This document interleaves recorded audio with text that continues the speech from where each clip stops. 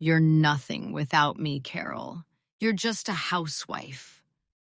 The words, sharp and cruel, echoed in the sterile, white hallway of the lawyer's office, a place where 40 years of my life were being dissected and discarded like scrap meat. My husband, Steve, stood there, resplendent in his tailored suit, a triumphant smirk on his face. Next to him, his new life, a 20-something girl named Tiffany, clung to his arm, looking at me with a mixture of pity and contempt. They thought they had won. They thought they were leaving me with nothing but a broken heart and a pittance of an alimony check. They thought the story ended here. But as I looked at them, a quiet, slow-burning fire ignited in my soul. They had no idea about my little hobby, the one Steve had mocked for years. They didn't know that while I was being the perfect housewife, I had been quietly building an empire, and in that cold, sterile hallway I knew the war wasn't over. It had just begun. My name is Carol, and for 4 decades, my identity was woven into the fabric of another's life. I was Steve's wife. I was a stay-at-home mom to our 2 wonderful children.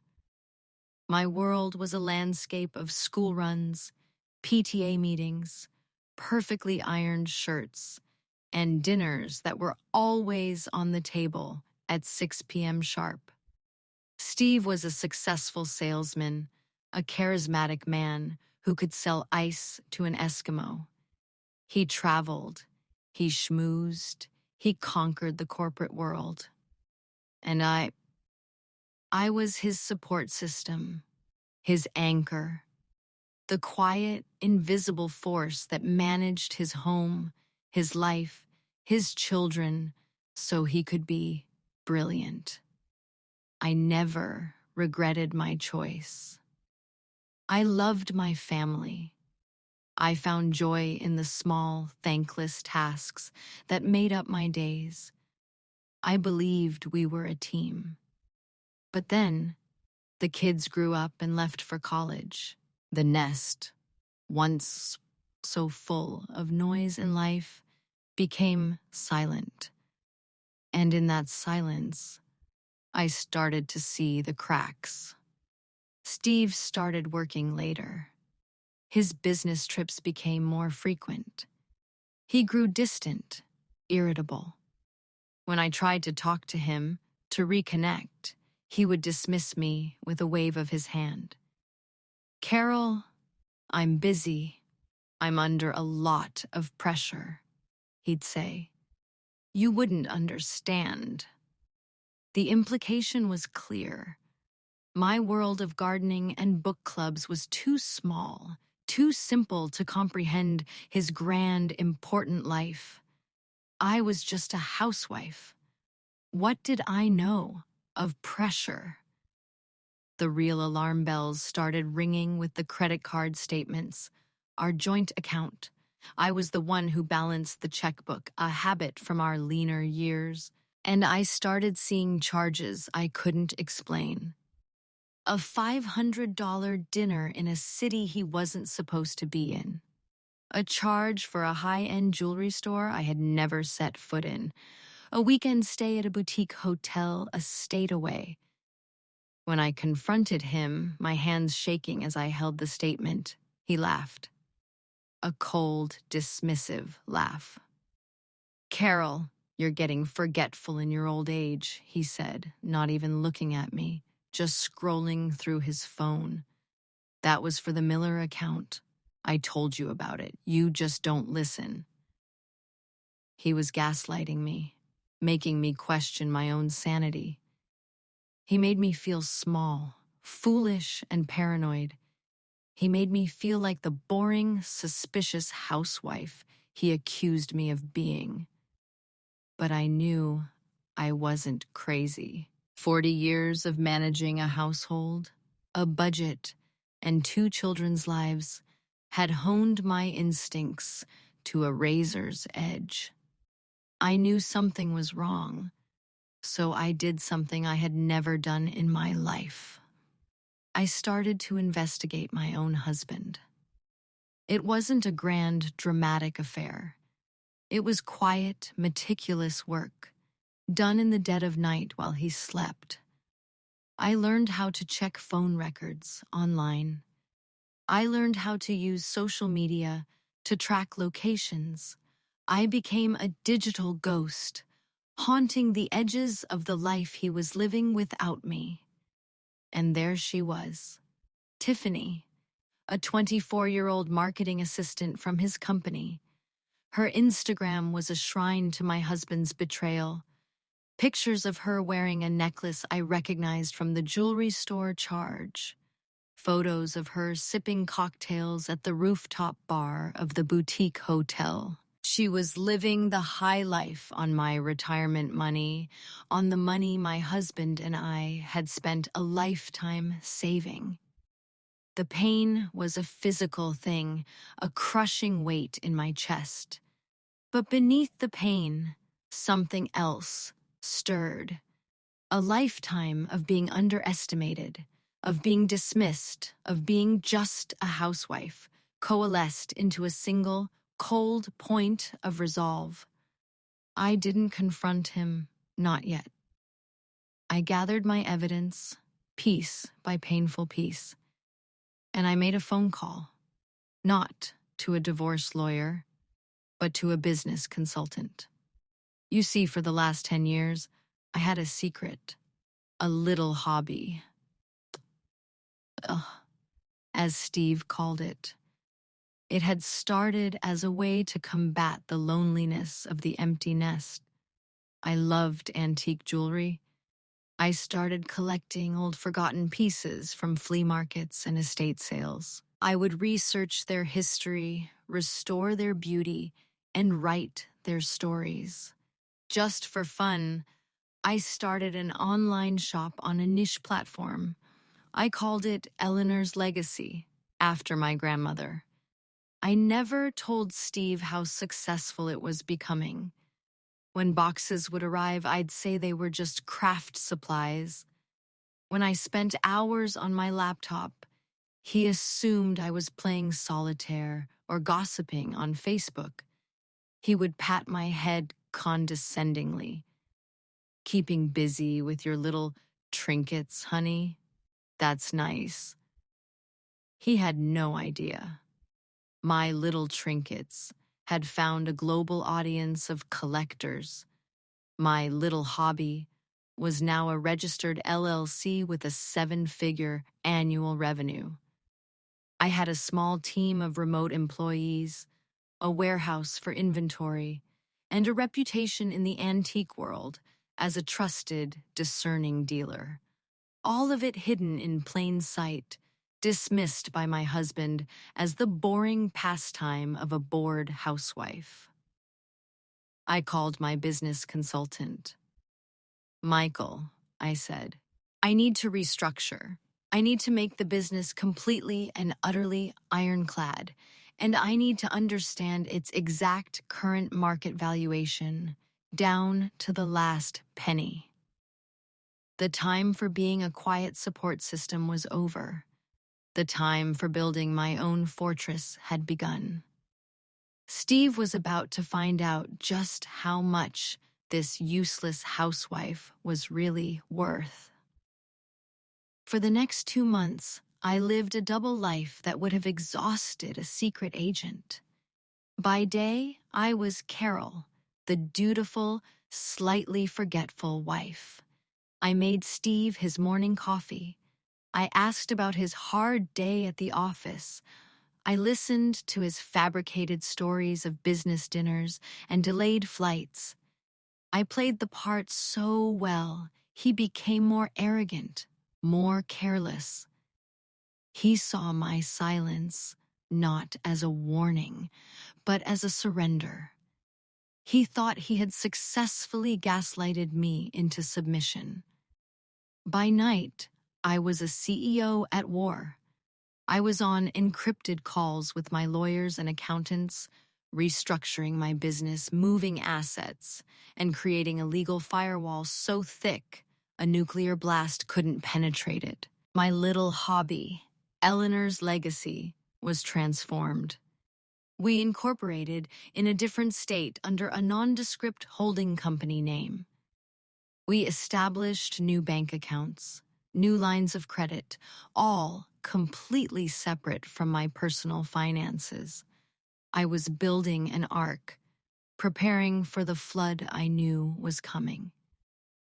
The evidence against Steve continued to pile up. I had installed a keylogger on our home computer, a simple piece of software I learned about from a tech-savvy member of my online antique forum. I saw the emails he sent to Tiffany. They were sickeningly sweet and utterly damning. "Can't wait to see you this weekend, my love. Just have to get through another boring dinner with Carol. Sometimes I feel like I'm living with a ghost. I'm transferring another 5,000 to your private account. Get yourself something pretty. You deserve it." He was bleeding our joint savings account dry, the account I had so carefully nurtured for 40 years. He was taking the money meant for our golden years, our retirement, our future, and he was lighting it on fire to keep his young mistress warm. The sheer disrespect of it was what hurt the most. It wasn't just infidelity. It was a complete and utter negation of my life's work. The final straw came when he told me he was selling a portion of our stock portfolio. "Just rebalancing things, honey," he said dismissively. "The market is volatile. I'm moving it into something more stable." I knew what that something more stable was. It was a down payment on a condo he was buying for Tiffany. I saw the emails. I saw the real estate listings. He was about to steal a huge chunk of our nest egg. It was time. I chose my moment carefully. I waited until he was out for an evening, at a client dinner, which I knew was actually a birthday party for Tiffany. I packed his bags. I didn't throw his things in a rage. I folded each of his expensive, tailored suits with meticulous care. I polished his Italian leather shoes. I packed his designer toiletries. I was not a woman scorned. I was a professional, executing a termination. I placed the suitcases neatly by the front door. On top, I placed a single, crisp, manila envelope. When he came home after midnight, smelling of champagne and another woman's perfume, he saw the suitcases immediately. He stopped dead in the hallway, a look of utter confusion on his face. "Carol, what is this? Are you going somewhere?" "No, Steve," I said, my voice calm and even. I was sitting in the living room, in the dark, waiting for him. "You are." He laughed, a short, nervous bark. "What are you talking about? Have you been drinking?" "I know everything," I said, my voice cutting through the darkness. "I know about Tiffany. I know about the trips, the jewelry, the secret account. I know about the condo. I know it all." The color drained from his face. The charming, confident salesman vanished, replaced by a cornered, panicked animal. "Carol, listen, it's not what you think. Save it," I said, standing up. "Your performance is over." I pointed to the envelope on his suitcase. "Those are divorce papers. My lawyer drew them up this afternoon. I have signed them. I suggest you do the same." He stared at me, his mind reeling. "Divorce? Carol, you can't be serious. After 40 years? Over a stupid little fling?" "A stupid little fling that you funded with our retirement," I said, my voice like ice. "You didn't just cheat on me, Steve. You stole from us. You stole from our future. You stole from the life I dedicated myself to building." "You have no idea what you're doing," he roared, his panic turning to rage. "You can't survive without me. You're a housewife. You haven't worked a real day in your life. You'll be destitute." "I'll take my chances," I said. He lunged for the phone. "I'm calling my lawyer. You will not get a penny more than what the law absolutely requires. I will leave you with nothing." "I'm sure you will try," I said. I opened the front door. "Your bags are packed. I suggest you leave. If you are not gone in 5 minutes, I will call the police and have you removed for trespassing." He stared at me, his eyes filled with a mixture of hatred and disbelief. He couldn't understand what was happening. The quiet, compliant, useless woman he had married was gone. In her place was a stranger, a woman made of steel. He snatched his suitcases and the envelope and stormed out, slamming the door behind him. The sound echoed in the silent house. It was the sound of the end of my old life and the beginning of my new one. I stood there in the quiet, and for the first time in a long time, I took a deep, clean breath of my own air in my own home. The war had just begun, but I had already won the first, most important battle. I had won back myself. The week that followed was a masterclass in psychological warfare, executed by Steve's high-priced bulldog of a lawyer, a man named Henderson. I was served with an avalanche of legal documents. They were trying to bury me in paper, to intimidate me into a quick, cheap settlement. The official divorce petition was a work of fiction. It painted me as a mentally unstable, vindictive, and emotionally fragile woman. It cited my recent erratic behavior and paranoid accusations as the cause of the marital breakdown. They were trying to lay the groundwork to prove I was incompetent, that I was the one who had destroyed the marriage, not him. Their initial settlement offer was a slap in the face. It offered me the house, which was already legally half mine, and a laughably small alimony payment for just 2 years. It was calculated to be just enough to keep me from being homeless, but not enough to live on. It was an offer designed for a woman they believed had no resources, no skills, and no other options. It was designed for a useless housewife. My own lawyer, a sharp, empathetic woman named Sarah, was furious. "This is an insult, Carol. It's a predatory offer. They think you're a pushover." "I know," I said calmly, looking at the papers. "Let them think that.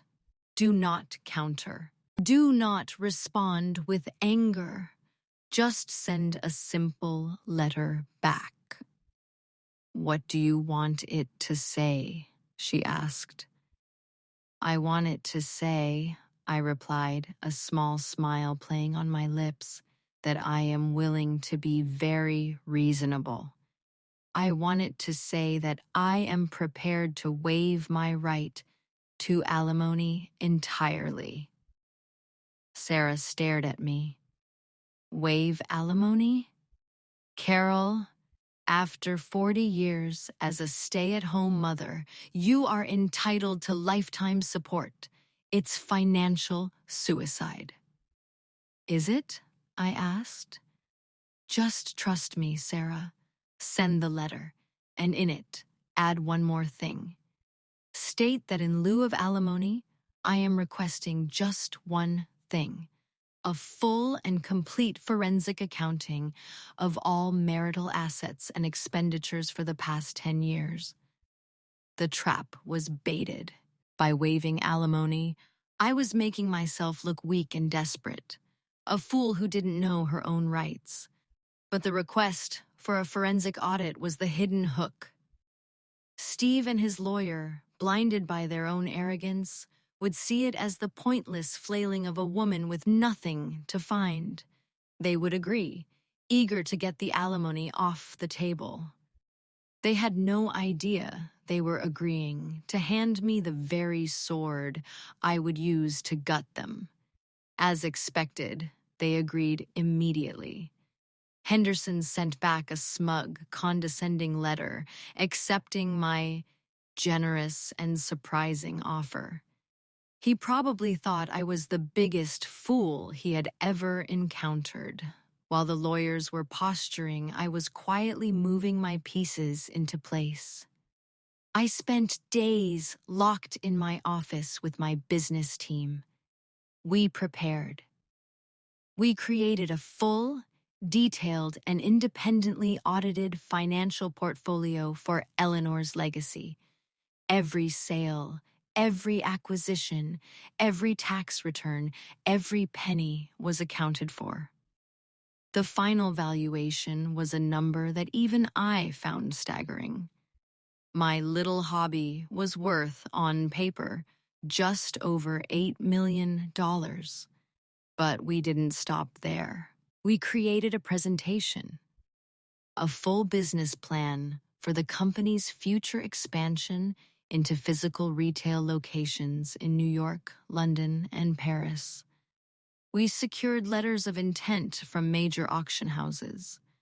We prepared a dossier that showcased not just a successful online shop, but a burgeoning global luxury brand. I was not just preparing for a divorce settlement.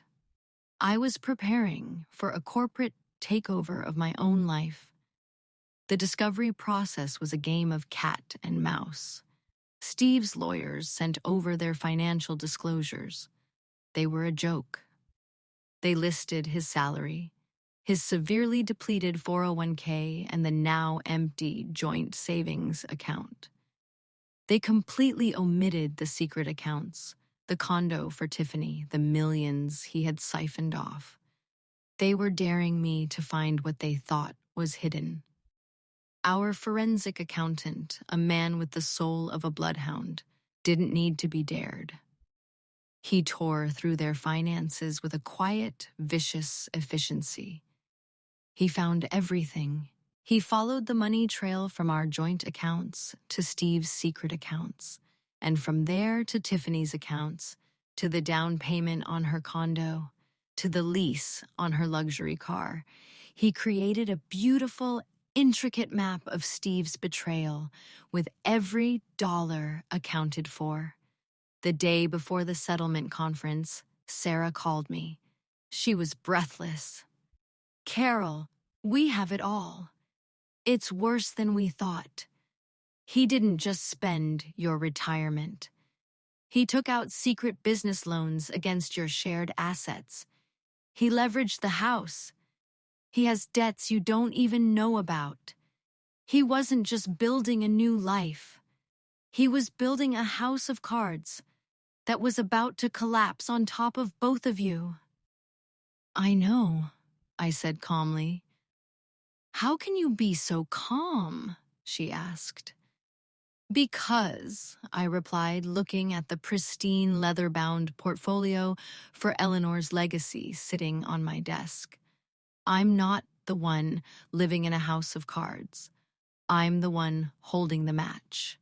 The next morning, I walked into the settlement conference. It was held in the same sterile, white hallway where Steve had delivered his parting shot. He was there, looking tanned and relaxed. He had just returned from a trip to the Caribbean with Tiffany. a trip I knew he had paid for with the last of our shared emergency fund. He looked at me with an expression of bored pity.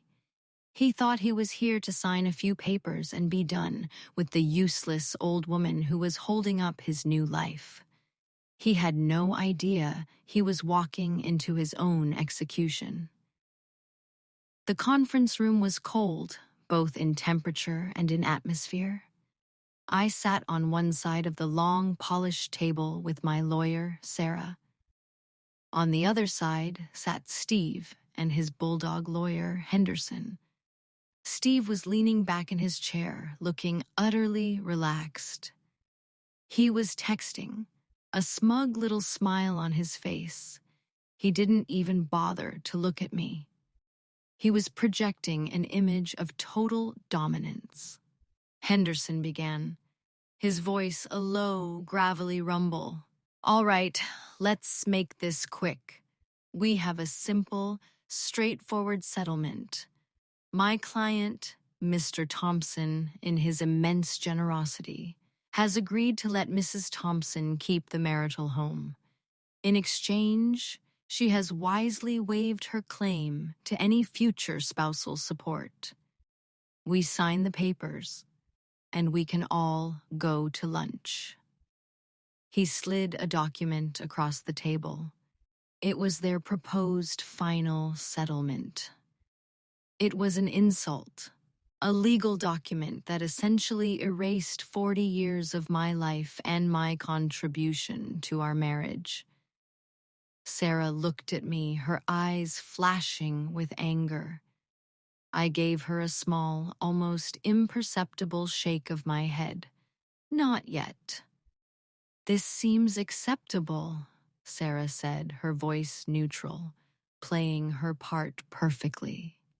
"However, as per our last communication, we are still waiting for a full financial disclosure, including the results of the forensic audit my client requested." Henderson chuckled, a sound like gravel being churned. "Ah, yes, the audit. A charming, if pointless, exercise. We have provided all relevant financial statements. There is nothing to find." "I believe you'll find there is," Sarah said. She opened her briefcase and pulled out a single, thick-bound document. It was our forensic accountant's report. She slid it across the table. "This is a map of the marital assets your client forgot to disclose. It details the siphoning of over $700,000 from joint accounts into secret personal accounts. It details the purchase of undisclosed assets, including a condominium and a luxury vehicle, for a Miss Tiffany Bell. And it details the acquisition of over $200,000 in undisclosed personal and business debt, leveraged against my client's share of the marital home." The smug smile on Steve's face vanished. He sat bolt upright, snatching the report. Henderson's face, for the first time, lost its arrogant composure. He stared at the document, his eyes widening in disbelief as he flipped through the pages of bank statements, wire transfers, and receipts. This is an illegal invasion of privacy," Henderson sputtered, trying to recover. "Is it?" Sarah asked sweetly. "All of this information was obtained through legal subpoenas and the discovery process you yourself agreed to. It's a very detailed account of your client's business expenses." Steve was white as a sheet. He was staring at the report, at the undeniable proof of his theft and his lies, all laid out in black and white. "Now," Sarah continued, her voice turning to steel, "let's talk about a real settlement. We are demanding a full 50% of all disclosed and undisclosed marital assets.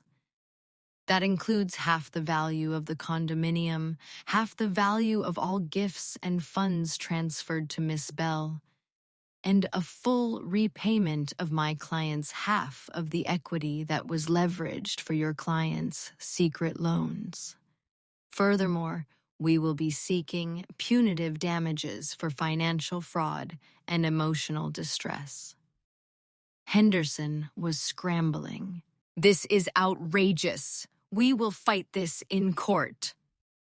"You are welcome to try," Sarah said, "and we will be happy to present this report to a judge, and perhaps to the IRS as well. I'm sure they'd be very interested in your client's undeclared business income." Steve finally found his voice. It was a strangled, desperate whisper. "Carol, you can't do this. You'll ruin me." I looked at him, truly looked at him, for the first time that day. The arrogant, powerful salesman was gone. In his place was a terrified, pathetic little man. "You were already ruined, Steve," I said, my voice quiet. "You just didn't know it yet." But the show wasn't over. This was just the appetizer. The main course was yet to be served. "However," Sarah said, a dangerous glint in her eye, "my client is a reasonable woman. She is willing to forego the punitive damages and the messy public trial. She is willing to let your client walk away with his debt and his shame and simply divide the known marital assets." A flicker of hope returned to Steve's eyes. He thought he saw a way out. "But first," Sarah said, "we have one more asset to add to the marital pot, an asset that, until now, has not been disclosed." She reached into her briefcase again and pulled out a second, even thicker, leather-bound document. It was the full financial portfolio and business valuation of Eleanor's Legacy LLC. She placed it on the table with a soft, heavy thud. "What is this?" Henderson asked, his voice wary. "This," Sarah said, a slow, triumphant smile spreading across her face, "is my client's little hobby. Under the laws of this state, a business created and grown during the marriage is considered a marital asset, subject to a 50-50 division." Steve looked at the document, confused. "Her hobby? The trinkets? That's worthless." "Is it?" Sarah asked. She opened the portfolio to the final page, the page with the independent auditor's valuation, and turned it around for them to see. The number at the bottom of the page was an 8,257,000 hen. The silence that fell over the room was absolute. It was a silence so profound, so heavy. I could hear the blood pounding in my own ears. Steve stared at the number on the page, his face a grotesque mask of utter, uncomprehending shock. His mouth opened and closed, but no sound came out. He looked like a fish, gasping for air in a world that had suddenly lost all its oxygen. Henderson, the bulldog lawyer, was the first to recover. He snatched the document, his eyes scanning the page furiously, looking for a loophole, a mistake, a lie. But there was none. It was a certified, audited, and legally ironclad valuation of a thriving, multi-million-dollar global business. 8 million? Steve finally choked out, the words a hoarse, strangled whisper. No, It's impossible. It's a joke. Her, her little shop. She sells old junk online. She sells curated museum-quality antique jewelry to a global network of collectors, Sarah corrected him, her voice as sharp as a diamond. She is considered one of the most respected dealers in the industry. Her little shop, as you call it, has a seven-figure annual profit margin and a projected growth rate of 30% year over year. Steve looked at me, his eyes wide with a dawning horror.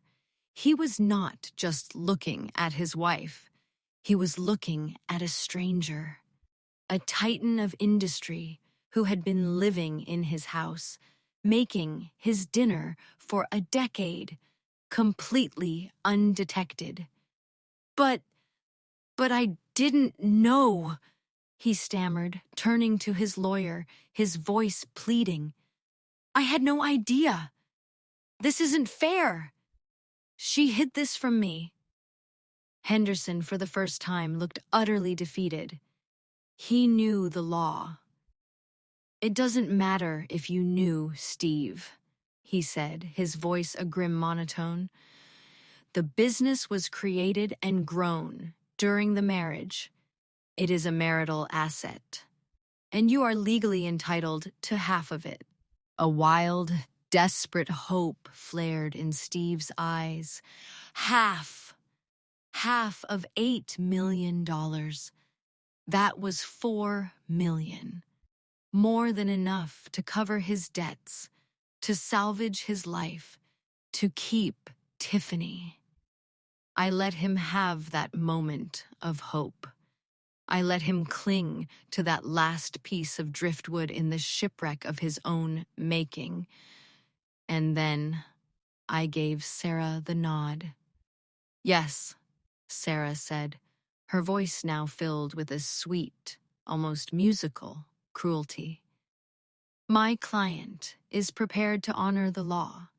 She is prepared to give you exactly what you are entitled to, 50% of her business. She paused, letting the words hang in the air.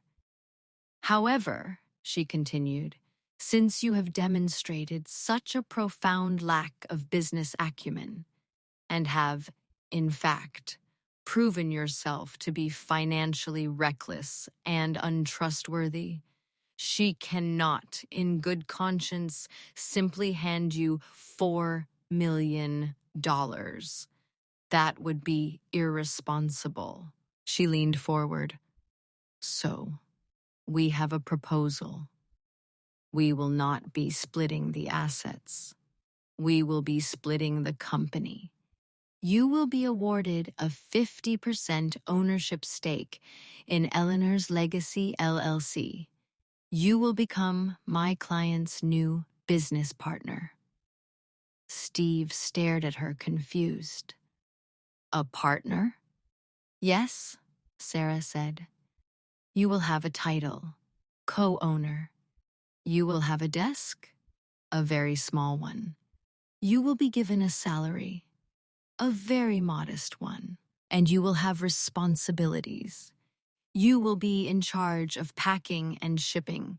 You will learn how to properly handle delicate, centuries-old jewelry. You will learn the difference between Art Nouveau and Art Deco. You will learn the business from the ground up. The trap had been sprung, and it was more beautiful and more terrible than he could have ever imagined. I wasn't just taking his money. I was taking his freedom. No, he whispered.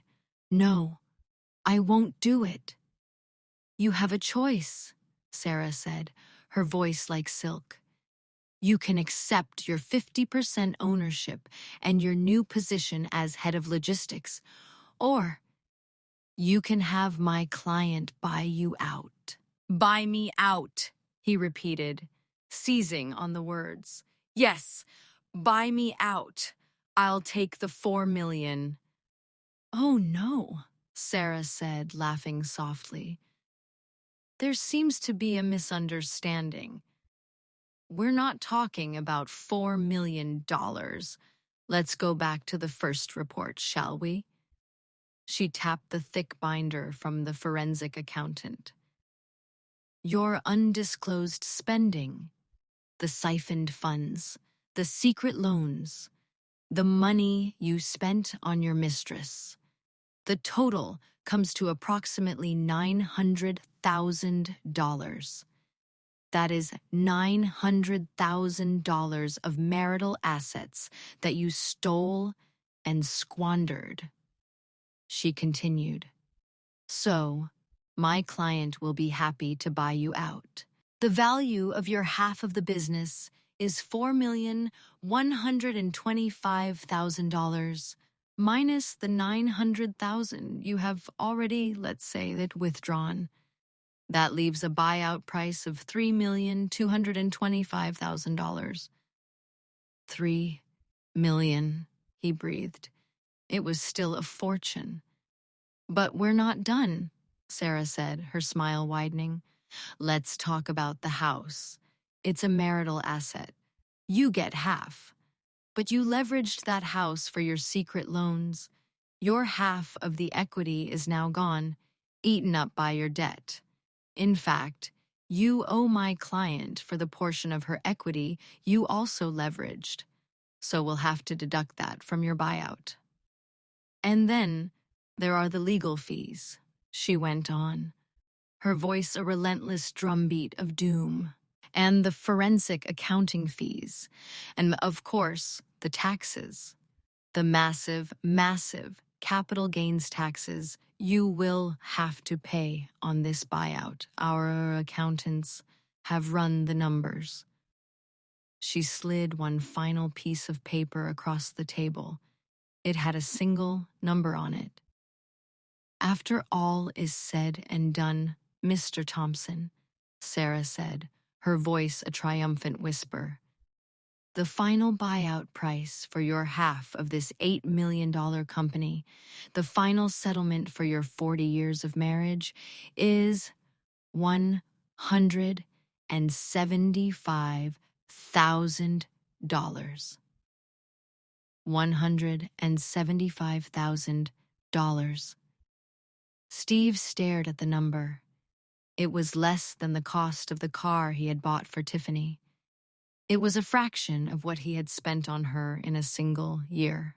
It was nothing. It was an insult.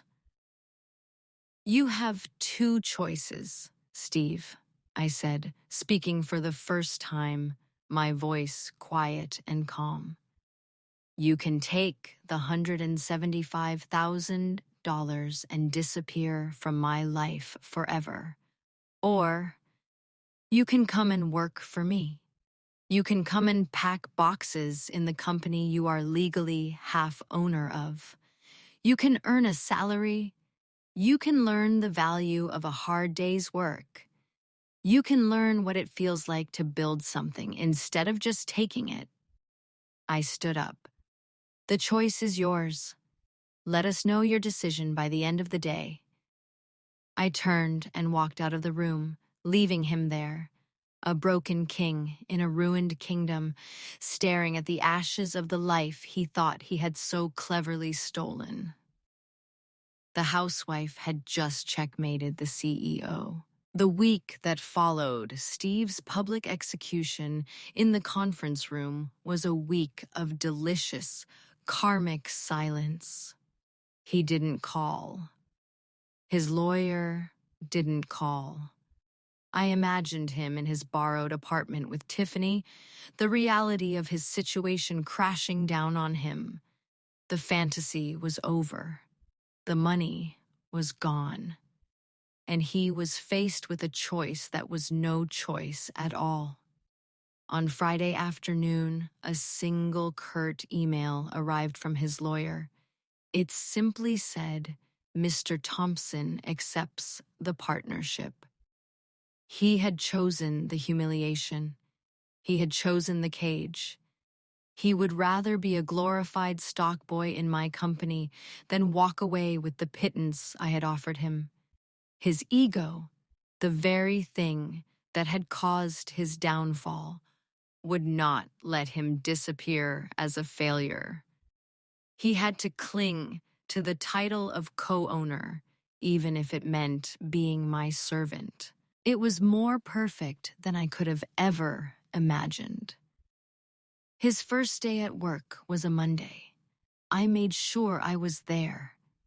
My company's main shipping warehouse was a clean, efficient, but decidedly unglamorous facility on the industrial side of town. There was no smoothie bar, no ping-pong table, just rows and rows of shelving, packing stations, and the quiet hum of a business at work. Steve walked in at 9 a.m. sharp. He was not wearing a tailored suit. He was wearing jeans and a polo shirt that looked like they had been purchased at a department store. He looked lost, out of place, a ghost from another world. The small team of women who ran my shipping department, women who had been with me for years, all stopped what they were doing and stared. They knew the story. The whole city knew the story, thanks to a few carefully placed leaks from Mr. Gable's office. I walked out of my office to greet him. "Steve," I said, my voice bright and professional. "Welcome to Eleanor's Legacy. We're so glad you could join the team." He just nodded, his jaw tight, his eyes fixed on the floor. I introduced him to the shipping manager, a no-nonsense woman named Maria. "Maria, this is Steve, our new co-owner and head of logistics. He'll be learning the ropes from you. Please show him how to properly wrap a 19th century Victorian locket and how to generate a customs form for a shipment to Japan." Maria just looked at him, her eyes holding a mixture of pity and contempt. "Right this way, Mr. Thompson," she said, her voice flat. "Your station is over here.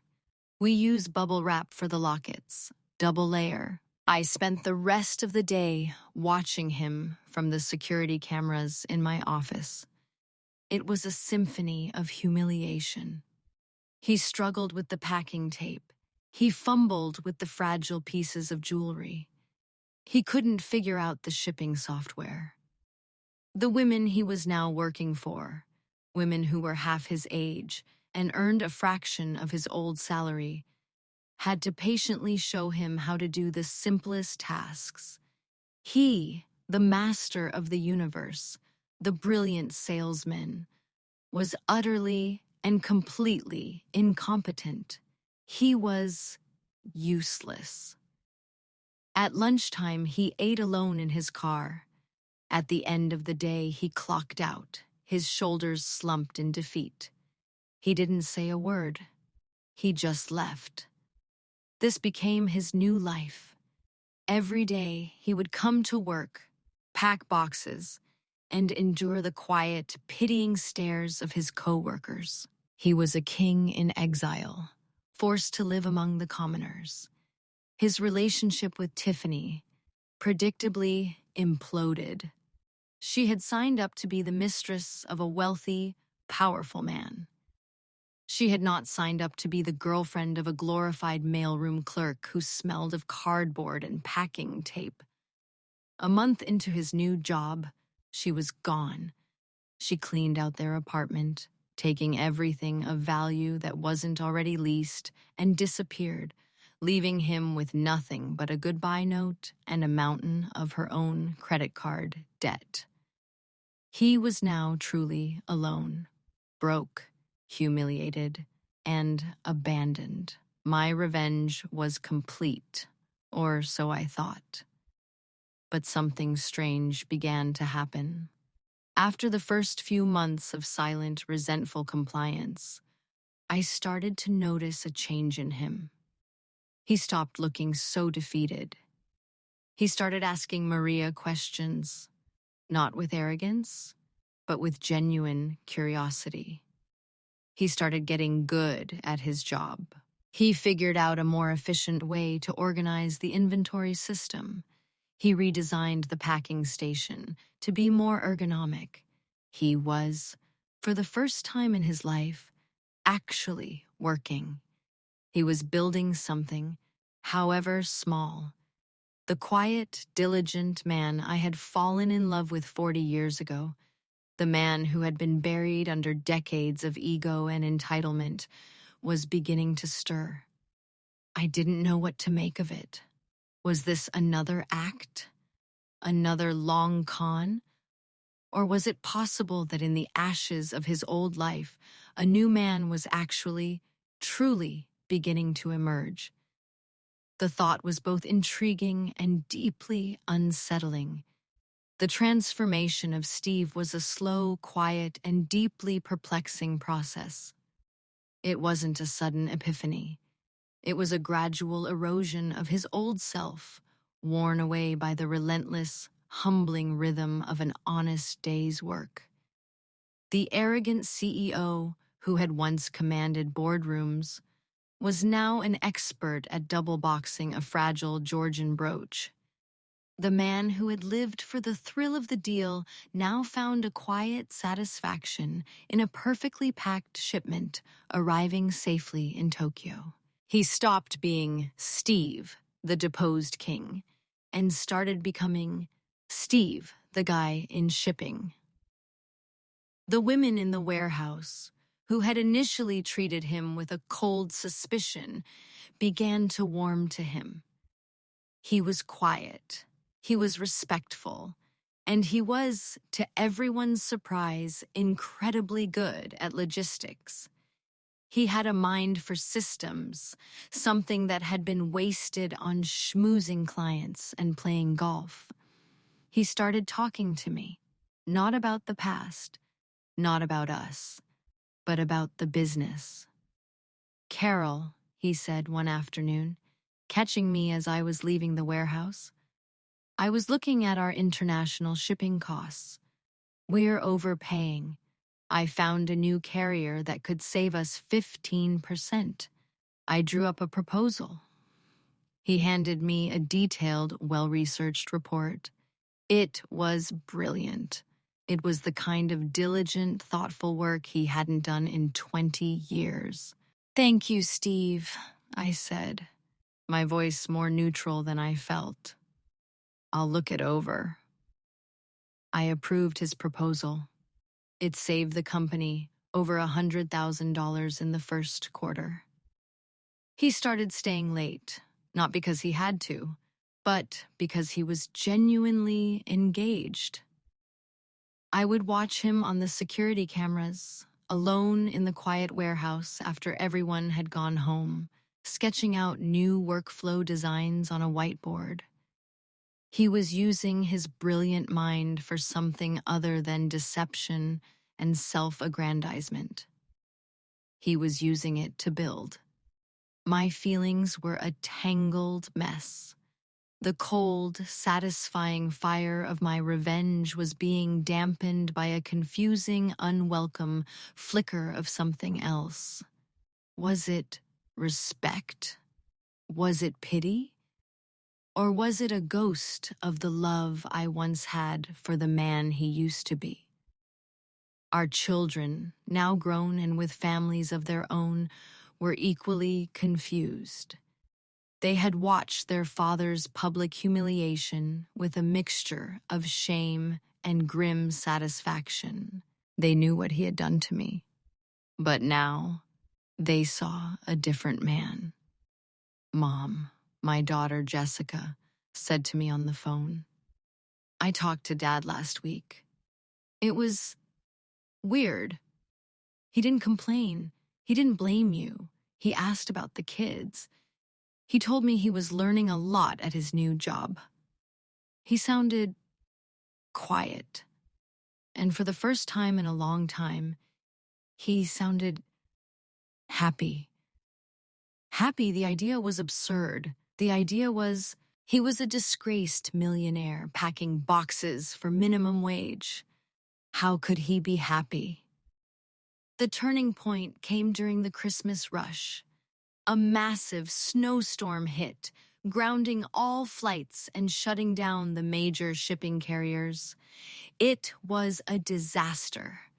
We had thousands of orders that had to be delivered before Christmas. My team was in a panic. It was Steve who saved us. He worked for 48 hours straight without sleep. He got on the phone using the old, forgotten network of regional trucking contacts he had from his early days as a salesman. He called in favors. He negotiated deals. He chartered a fleet of small, independent trucks. He personally oversaw the loading of every single package. He stood out in the freezing snow, a thermos of coffee in his hand, coordinating drivers like a general commanding an army. Every single package was delivered on time. On Christmas Eve, I went down to the silent, empty warehouse. He was the only one there, asleep in a chair in the break room, utterly exhausted. I stood there, looking at him. He looked old. He looked tired. But he also looked peaceful. He looked like a man who had earned his rest. I quietly placed a blanket over him. As I did, he stirred and opened his eyes. He saw me, and there was no fear, no anger in his eyes, just a deep, bone-deep weariness. "We did it," he whispered. "Every order delivered." "You did it, Steve," I corrected him gently. He just shook his head. "No, we did. I couldn't have done it without the business you built." We sat there in the quiet of the warehouse, the only sound the hum of the heater. The 40 years of our marriage, the betrayal, the revenge, it all seemed to fade away, leaving just two old, tired people who had, against all odds, just pulled off a small Christmas miracle together. "Why are you doing this, Steve?" I finally asked, the question that had been haunting me for months. Why stay? Why work so hard for a company you hate? For a woman who destroyed you? He was silent for a long time, looking at his calloused hands. "Because," he said finally, his voice a low rasp, "it's the only place in the world where I feel useful." The word hung in the air between us. Useless. It was the word I had used to define myself, the word he had used to discard me. And now, it was the word he was using to rebuild himself. In that moment, I knew that my revenge was over, not because I had forgiven him, but because he was no longer the man I had sought revenge upon. That man was dead, and this new man, this quiet, hard-working man in the warehouse, I didn't know who he was, and I was both terrified and intrigued to find out. The Christmas miracle was a turning point, not just for the business, but for us. The professional wall between us, once so rigid and necessary, began to show cracks. We started having business lunches. At first, they were strictly about logistics and expansion plans, but slowly, inevitably, the conversation would drift. He would ask about the kids, about my garden. I would ask about the book he was reading. We were like two strangers on a blind date, cautiously exploring the edges of each other's lives. It was awkward and strange. We were two people with a shared history of 40 years, yet we were starting from scratch, with no map. I learned things about him I had never known. I learned that in his youth, Before the ambition and the greed had consumed him, he had wanted to be an engineer. He loved building things, solving complex logistical puzzles. The very skills he was now applying to my business were the skills he had abandoned in his pursuit of wealth and status. He had spent his life being a salesman, a role he was good at, but secretly despised. He, in turn, began to see me for the first time, not as his wife, not as a support system, but as a businesswoman. He was in awe of the empire I had built, the intricate network of suppliers and artisans I had cultivated, my encyclopedic knowledge of jewelry history. "You're a genius, Carol," he said one day, after I had identified a seemingly worthless piece of junk from an estate sale as a rare 18th century masterpiece worth a fortune. All these years, I had no idea. "You never asked," I replied simply. The silence that followed was filled with the weight of unspoken regret. My team, especially Maria, the shipping manager, watched our evolving relationship with a wary curiosity. "Are you okay with this, Carol?" she asked me one afternoon, after what he did. "I don't know what this is, Maria," I answered honestly. "But he is no longer the man who hurt me, and I am no longer the woman he hurt. We are something else." The final piece of his past was, of course, Tiffany. I had assumed she had just vanished, a footnote in his story of failure. But one day, Mr. Gable called me.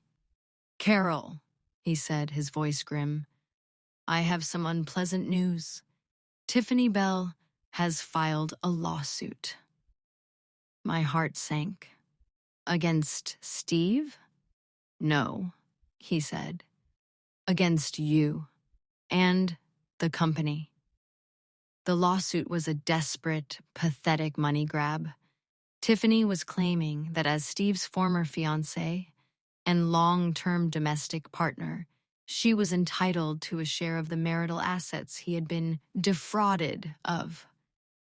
She was trying to argue that my meticulously planned revenge was an illegal conspiracy, and she was a victim of it, deserving of financial compensation for her emotional distress and the loss of her expected future. My first instinct was a familiar, cold rage. But Steve's reaction surprised me. When I told him, he didn't get angry. He just looked incredibly sad. "She doesn't get it," he said quietly. "She still thinks this is about money. She doesn't understand that the money was the poison." He stood up. "I'll handle this," he said. He met with her, not with lawyers, just the two of them in a public coffee shop. I don't know what he said to her. He never told me the details. But an hour after their meeting, Tiffany's lawyer called Mr. Gable and dropped the lawsuit. Later that week, a small unmarked package arrived at the warehouse. It was for Steve. He opened it in front of me. Inside was the expensive diamond necklace he had bought for her, the one I had seen on her Instagram.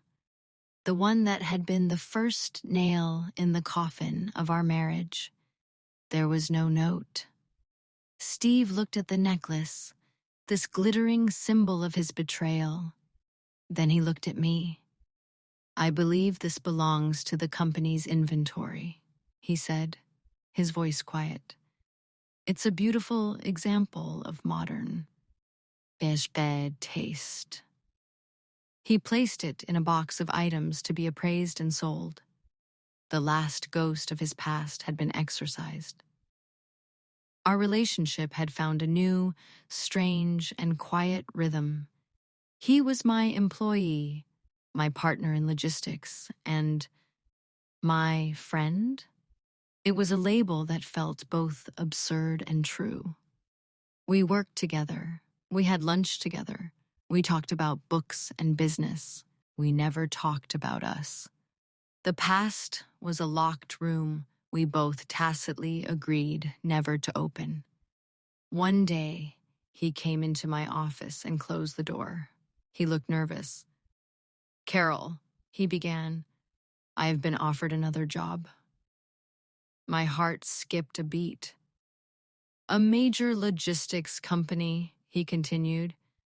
"They heard about what I did during the Christmas storm. They're offering me a senior management position, a six-figure salary." This was it, his chance to escape, to reclaim his old life, his old status.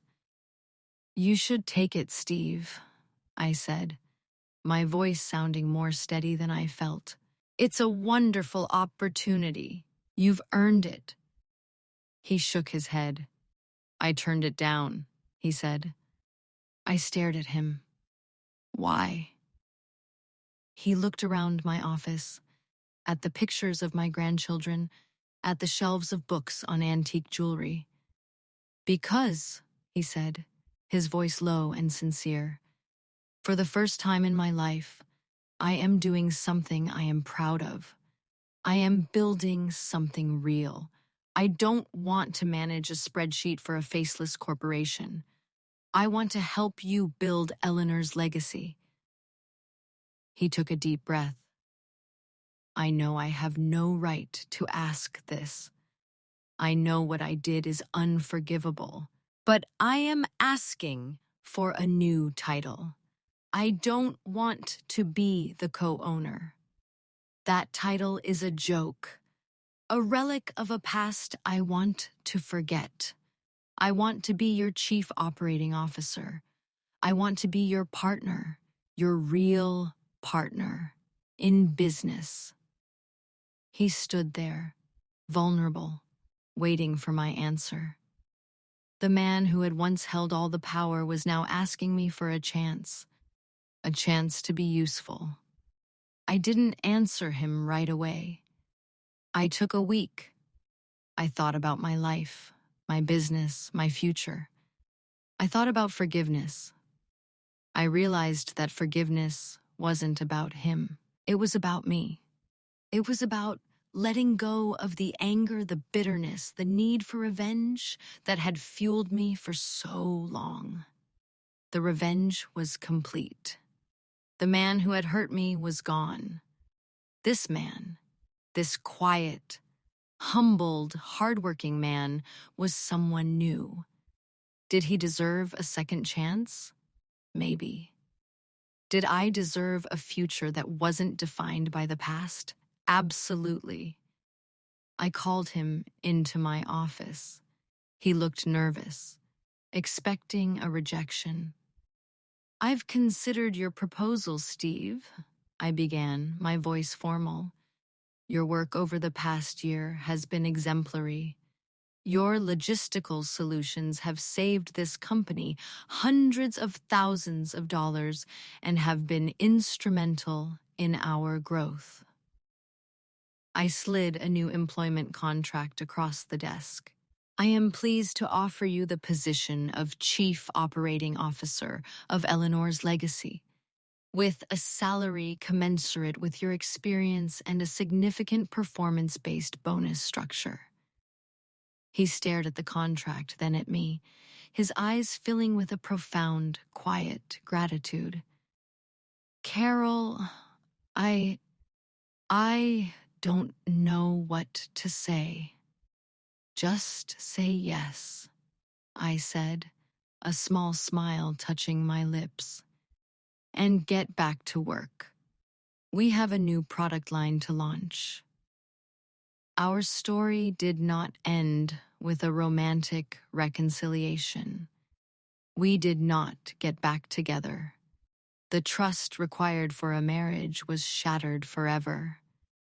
But we found something else, something quieter, more mature, and perhaps in its own way, more profound. We became partners, real partners. We built Eleanor's legacy into a global brand, a testament to quality, history, and beauty. We worked side by side, our skills complementing each other perfectly. I was the heart and the soul of the company, the expert with the passion and the vision. He was the brilliant logistical brain, the engineer who made the machine run with a quiet, flawless efficiency. We found a new kind of love, a love born not of romance, but of mutual respect, shared purpose, and a deep, hard-won understanding. It was a love built on the ashes of a spectacular failure, and it was stronger for it. Sometimes, when we're working late in the quiet warehouse, surrounded by the ghosts of forgotten histories and the promise of future beauty, I look at him. I see the old, slow man who has found his purpose not in a boardroom, but in the quiet dignity of a job well done. And I see myself, the useless housewife who discovered she was a queen. He once told me I was nothing without him. We were both wrong. The truth is, we were nothing until we lost each other. And in the wreckage, we found the best, the truest versions of ourselves. And that is a legacy more valuable than any fortune. If you liked my story, please like this video and subscribe to my channel. Let me know in the comments where you're listening from. I'd love to know how far my story has traveled. And do you believe that people can truly change? I'm always curious to read your opinions. On the screen, you can see 2 new life stories that I highly recommend. There's so much more on my channel. Until the next story, take care. With love and respect.